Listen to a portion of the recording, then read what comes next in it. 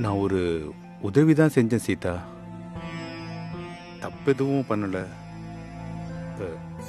ஆனா உன்கிட்ட சொல்லாம விட்டது தப்பு தான். உதவியா? அது வந்து நம்ம மனோகருக்கு கொஞ்சம் பணம் கொடுத்தேன். எவ்வளவு கொடுத்தீங்க? 10 லட்சம்.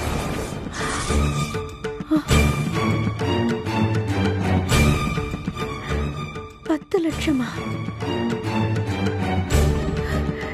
எப்படி அவ்வளவு பணத்தை எங்க இருந்து கொடுத்தீங்க? நம்ம எஃப்டியில் போட்டு வச்சிருந்தோம்ல, அந்த பணத்தை தான் மனோகருக்கு கொடுத்துட்டேன்.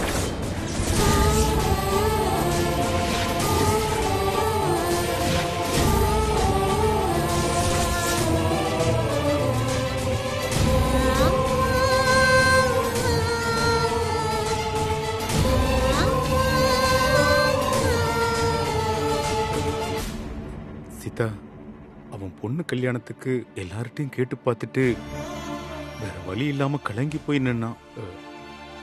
அதனாலதான் அந்த பணத்தை கொடுத்தேன். என்ன மன்னிச்சிரு சீதா.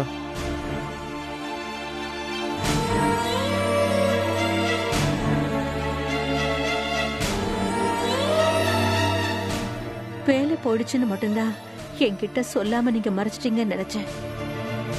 அதுக்கு முன்னாடியே இவ்வளவு பெரிய விஷயத்தை என்கிட்ட சொல்லாம மறைச்சிருக்கீங்க. இல்லம்மா, என்ன மன்னிச்சிருமா. வேலை விஷயத்துக்கே நான் அவ்வளவு அழுதேனுங்க. அப்ப கூட உங்களுக்கு என்கிட்ட சொல்லணும்னு தோணல. அது இல்ல சீதா, ஒரு இடத்த வித்து பணம் தர்றதா மனோகர் சொல்லியிருந்தான். அந்த இடம் பேசியெல்லாம் முடிச்சாச்சு, 2 நாள்ல பணம் வந்துரும்னு சொன்னான்.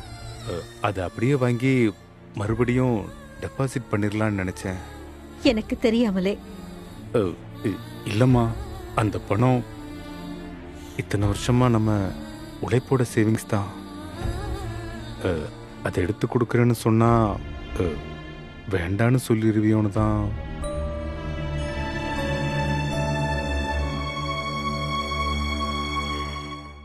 நீங்க என்ன புரிஞ்சுக்கிட்டது அவ்வளவுதான் இல்ல? புரிஞ்சிருந்தா நீங்க என்கிட்ட பொய் சொல்லிருப்பீங்களா? நான் தான் உங்களை புரிஞ்சுக்கல. நீங்க என்ன நம்பவே இல்லைங்க. சீதா, வேற என்னென்னலாம் மறைச்சிருக்கீங்க? மொத்தமா இப்பவே சொல்லிடுங்க. வேற எதுவும் இல்ல சீதா, வேற எந்த விஷயமும் இல்ல.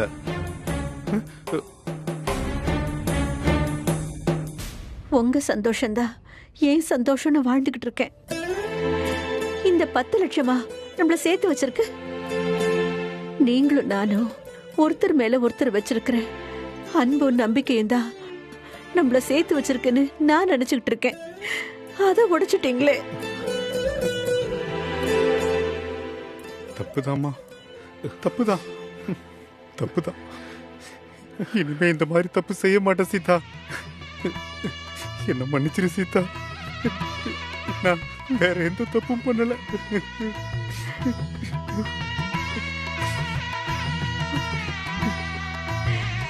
சரிங்க, விடுங்க. கண்ணை தொடங்க.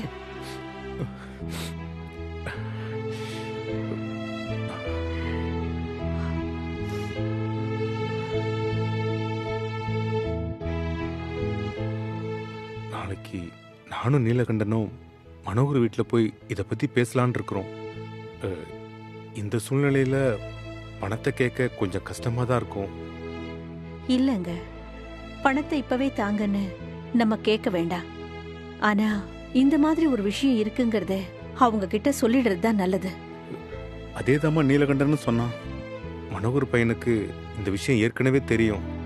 மனோகர் அவன் முன்னாடி தான் பணத்தை 2 நாளையில தர்றேன்னு சொன்னான். அப்போ பிரச்சனை இல்லைங்க. சும்மா ஒரு தடவை போய் பார்த்துட்டு பேசிட்டு வந்துருங்க. அப்புறம் என்ன சீதா, என்ன யோசிக்கிற? நாளைக்கு நம்ம ஊரு கோயிலுக்கு போயிட்டு போயிட்டு வா சீதா. அந்த வேலை இல்லைன்னா நானும் உன் கூட வந்திருப்பேன். நானும் அப்படித்தான் நினைச்சேன். 2-3 மாசமா போகவே இல்ல. ஆ? அதான். பரவாயில்ல, நீ போயிட்டு வா. அடுத்த தடவை போகும்போது சேர்ந்து போலாம். ம். எனக்கு இப்பதான் மனசுல ஏதோ பாரம் குறைஞ்ச மாதிரி இருக்கு. சரி, நான் தூங்குறேன். ம். ஆ.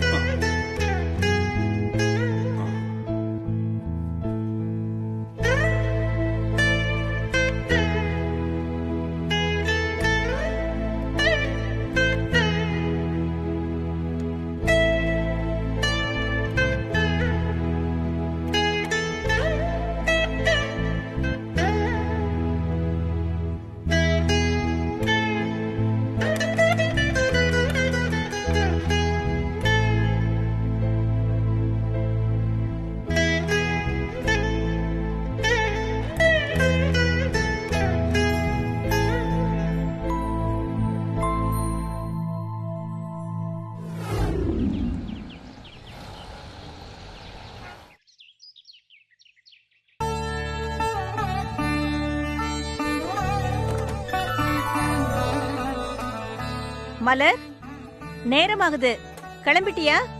அதோ ரெடிமா. 2 மினிட்ஸ்ல வந்துடுறேன்.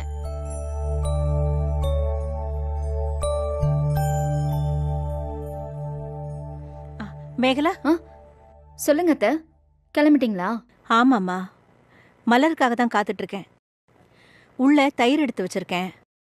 அத லேசா கடைஞ்சி கொஞ்சம் மோர் கொண்டு வந்து கூட. அப்ப கிளம்ப லேட் ஆகுனா நீங்களே போய் எடுத்து குடிக்க முடியாதா? துணியை காயப்பட போறேன்னு தெரிஞ்சும் வேலை வாங்குறது. மேகலா. சரிங்க அத்தை, இதோ கொண்டு வரேன். ம்.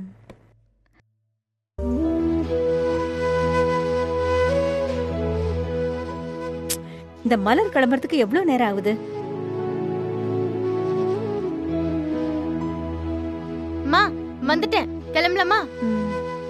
கோயிலுக்கு போயிட்டு வந்து சாப்பிடலாம் நினைச்சேன். அது கொஞ்சம் எனக்கு ஒரு மாதிரியா இருக்கு.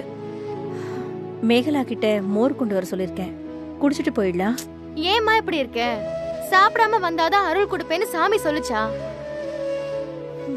சாப்பிட்டுக்கலாம் இல்லம்மா. நீ உட்காரு.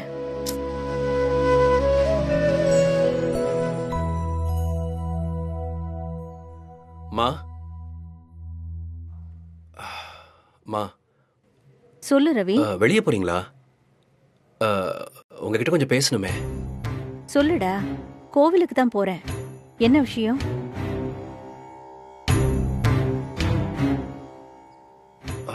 மா, நம்ம டிசைட் பண்ணி ஆகணுமா? என்னங்க அத்தை?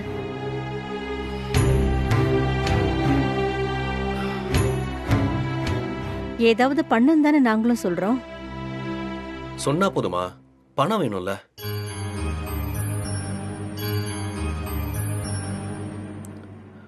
உமா கிட்ட ஒரு வார்த்தை சொன்னா என் மாமனார் கொடுப்பாரு. ஆனா நம்ம குடும்பத்துக்கு அது மரியாதையா இருக்காதுன்னு சொல்லித்தான் நான் வேண்டான்னு சொல்லிட்டேன்.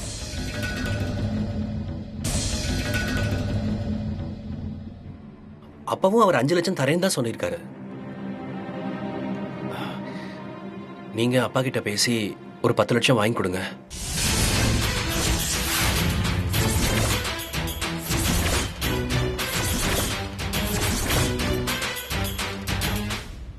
$10 லட்சமா? ஆமாம்மா, ஒரு பிசினஸ் ஆரம்பிக்க ஒரு 10 லட்சம் கூட தேவைப்படாதா?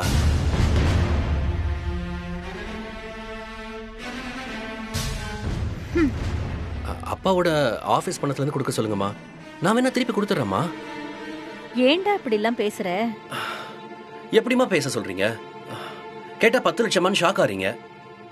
அப்புறம் கடனா தாங்கன்னு தானே கேட்க முடியும். கோவப்படாத ரவி. நீ நல்லபடியா சந்தோஷமா இருக்கணும். அதை விட எங்களுக்கு வேற என்ன ஆசை இருக்கு சொல்லு. நான் அப்பா கிட்ட பேசுறேன்டா.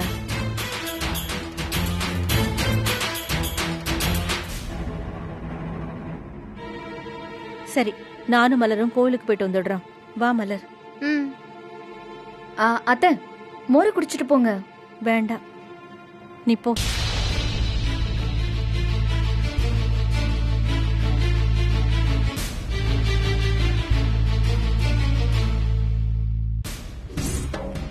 அத்தை கிட்ட சொன்னா எப்படியும் பணத்தை வாங்கி கொடுத்துருவாங்கன்னு எவ்வளோ ட்ரிக்கா வந்து பணத்தை கேட்குறான் பாரு. நல்ல வேலை மோர் கேட்டாங்க, இல்லைன்னா எதுவுமே தெரியாம நான் பாட்டுக்கு துணியை காய போட்டுட்டு இருந்திருப்பேன். ரவி, என்ன நீ? உமாவை கொஞ்சம் வர சொல்றியா? உமாவா? எதுக்கு நீ? என்ன ரவி, ஏன் எதுக்குன்னு சொன்னாதான் வர சொல்லுவியா? ஐயோ, அவகிட்ட பேசணும், போய் கொஞ்சம் வர சொல்லு. இல்ல நீ, அவ ரொம்ப டயர்டா இருக்குன்னு தூங்குறா. இன்னும் எந்திரிக்கவே இல்லையா? இல்ல, தூங்கிட்டு தான் இருக்கா. இன்னும் காஃபி கூட குடிக்கலன்னா பாருங்களேன். எப்படி இருந்தாலும் நீ எழுப்புவல்ல. ரொம்ப நேரம் ஆயிடுச்சு, கொஞ்சம் எழுப்பி வர சொல்லு. சரி அண்ணி. அண்ணி, எவ்வளவு சீக்கிரம் வர முடியுமோ அவ்வளவு சீக்கிரம் வர சொல்லு. சரி அண்ணி.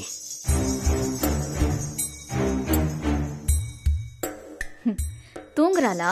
ஏன் தூங்க மாட்டா? புருஷன் இப்படி சேவை பண்ணா தூங்க தான் செய்வா. சும்மா இருக்கிறவளுக்கு இவ்வளவு டயர்ட்னா அப்புறம் எங்களெல்லாம் ரப்பர்ல செஞ்சு வச்சிருக்காங்க. வரட்டும் இன்னைக்கு.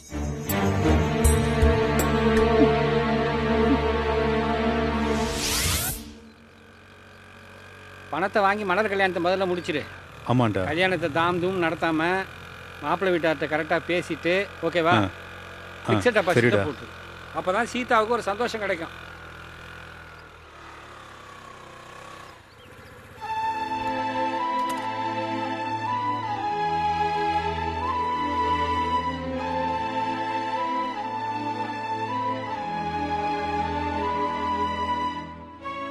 கண்ணா,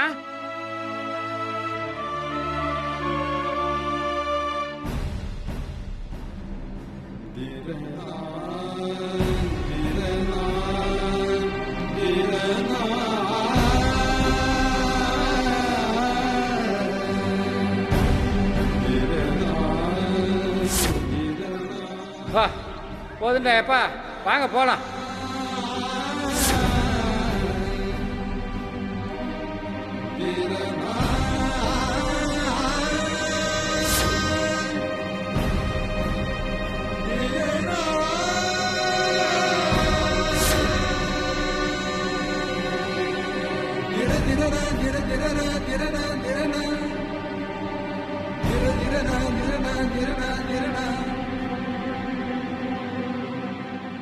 வாங்க அங்கிள், முதல்ல உட்காருங்க அங்கிள். வாங்க உட்காருங்க. அண்ணா வணக்கம்ண்ணே. வணக்கம். வணக்கம்மா. உட்காருமா. உட்காருங்கம்மா.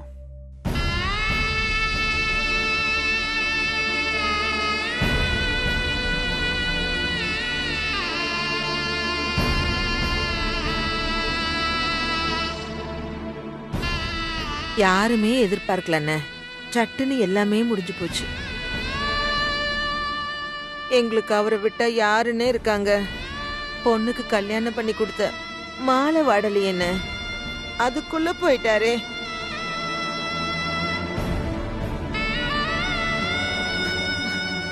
அம்மா, இந்த இழப்புக்கு என்ன ஆறுதல் சொல்றதுன்னே எங்களுக்கு தெரியலம்மா. கண்ணா, நீ தாண்டா இனிமே அம்மாவை நல்லா பாத்துக்கணும். அப்பா இருக்காருன்னு தைரியத்துல தான் அங்கிள் நானும் இருந்தேன். இனிமே என்ன பண்ண போறேன்னு தெரியல அங்கிள்.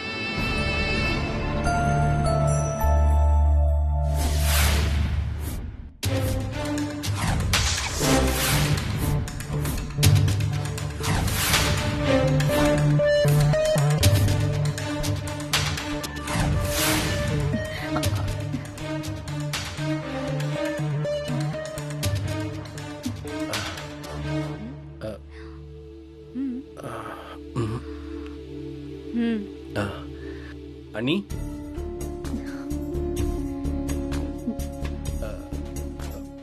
அண்ணி,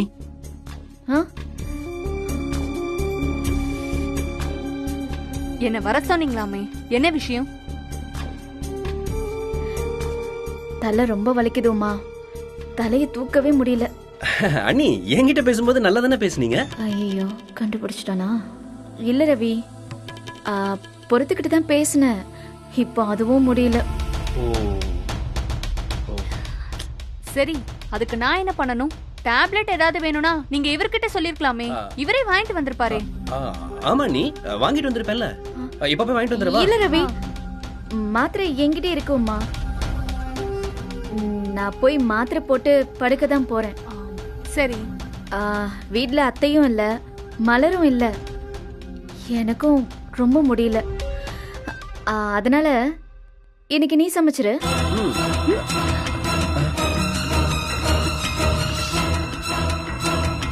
நான் ரூமுக்கு போறேன். ஒரு நிமிஷம். என்ன நீங்க பாட்டுக்கு சமைச்சிருன்னு சொல்லிட்டு போயிட்டே இருக்கீங்க? சமைச்சிருந்தேன்னு சொன்னேன், தப்பா எதுவும் சொல்லலையே. நீ இந்த வீட்டுக்கு மருமகளா வந்தவ தானே, மகாராணி இல்லையே.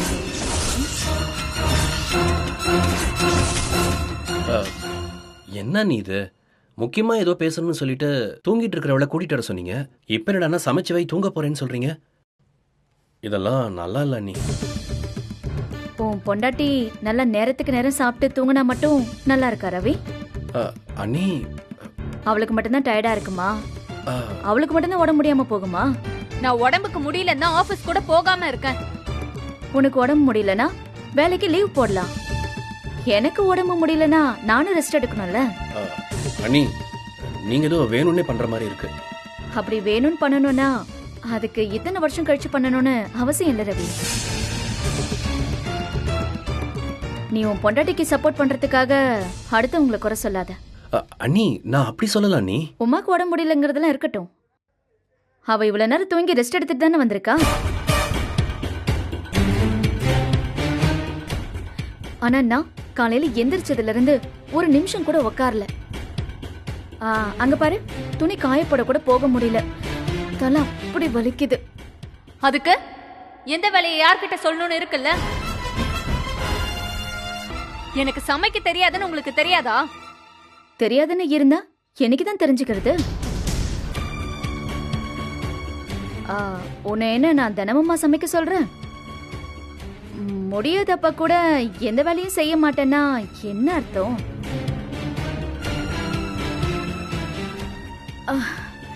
பேச கூட முடியல எனக்கு. என்னமோ இவங்க முதலாளி மாதிரியும் நான் இந்த வீட்டு வேலைக்காரி மாதிரியும் கெஞ்ச வேண்டிதான் இருக்கு. எல்லாருக்கும் வடிச்சு கொட்டவா என்ன கல்யாணம் பண்ணி கொடுத்தாங்க?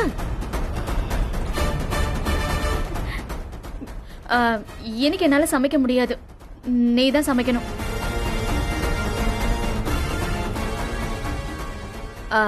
முடியாதுன்னா அப்போ எங்க எப்படி பேசி இந்த பிரச்சனை எப்படி முடிக்கிறதுன்னு எனக்கு தெரியும். இன்னைக்கு என்னால சமைக்கவே முடியாது, அவ்வளவுதான்ப்பா. போதும், ரொம்ப ஓவரா பேச வேண்டாம். பிரச்சனை வந்தா என்ன பண்ணணும்னு எனக்கும் தெரியும். அதனாலதான் பிரச்சனை வேண்டாம் நான் பொறுமையா இருந்துட்டு இருக்கேன். உமா, சும்மா இருங்க. இப்ப என்ன, நான் சமைக்கணும் அவ்வளவுதானே? சமைச்சு வைக்கிறேன். நீ உமா, உமா நில்லு. உமா, நீ என்ன வேணா கத்திக்க, யார்கிட்ட வேணா சொல்லிக்க, ஆனா எனக்கு நீ தான் சமைக்கணும்.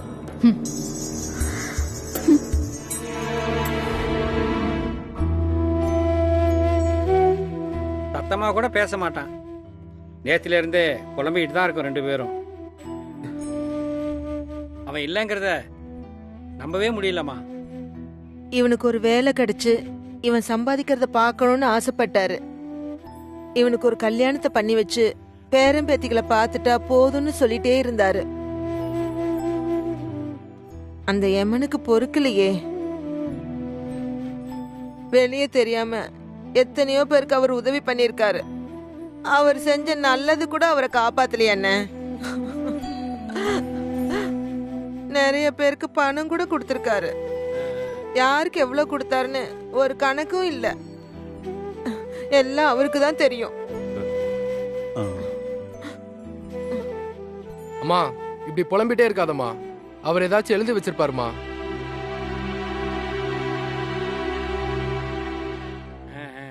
அட போடா, அவரே போயிட்டாரு. கணக்கும் பணமுமா பெருசு. மனோகர் மார்க்கு கிட்ட கொஞ்சம் பணம் வாங்கியிருந்தாருமா. அண்ணே என்ன சொல்றீங்க? அவர் எதுக்கு பணம் வாங்கணும்? கடன் வாங்க வேண்டிய அவசியம் எங்களுக்கு வந்ததே இல்ல. இல்லம்மா, ஒருவேளை உங்ககிட்ட சொல்லாம இருந்திருக்கலாம். அண்ணே எனக்கு நல்லா தெரியும், அவர் தான் எல்லாருக்கும் கொடுப்பாரே தவிர அவர் யார்கிட்டயும் கை நீட்டு காசு வாங்கினதே இல்ல. கண்ணா, நீ என்னடா அமைதியா இருக்க? நான் என்ன அங்கிள் சொல்லணும்?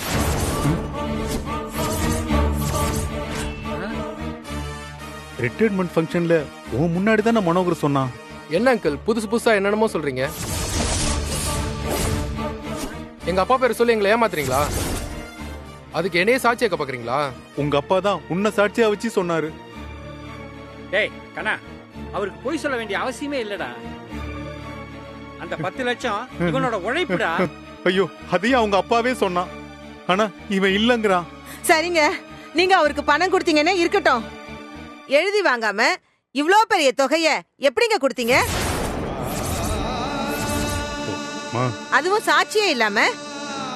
கண்ணனுக்கு மட்டும் மனசாட்சின்னு ஒண்ணு இருந்தா வேற சாட்சியே தேவையில்லம்மா. என்ன அங்கிள், நீங்க ஏமாத்த நாங்க தான் கிடைச்சோமா? முதல்ல வெளியே போக சொல்லுமா. ஏய்